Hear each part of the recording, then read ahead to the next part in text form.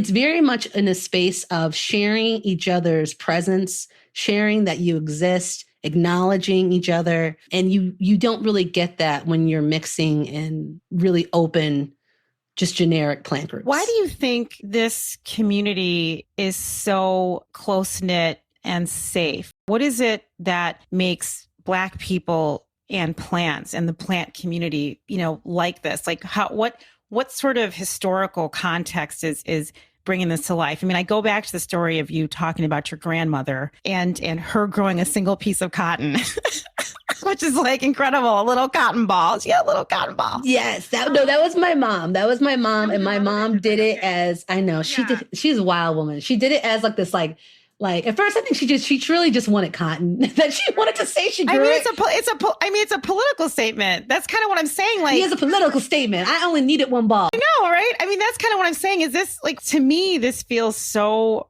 righteous and so unapologetic being in a Black plant community. Like, what is that? What is happening with this right now? Why is this happening? Is it the pandemic that sort of brought this on? Is it something that's been growing? I mean, between the heightened awareness of, racial inequality and representation and brutality from the police of last summer, and on top of COVID and people being so stressed about all the things that COVID causes in their life, how it affects where we work and how we live and when we can go to work. Like everyone else, Black people got more into plants.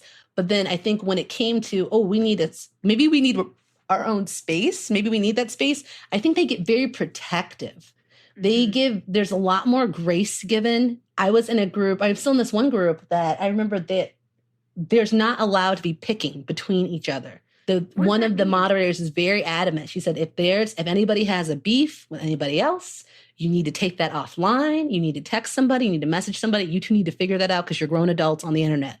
You are not going to have a tit for tat, back and forth, because it is there's this thing kind of like, almost like, you give someone a hard time or you make a little bit of fun of something, or like the dozens or something, right?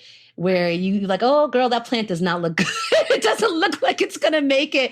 And then because we're supposed to be laughing together. But then when you can sense over the internet that, oh, this person is really kind of hurt that this plant isn't working out because this plant is supposed to be part of her self-care routine.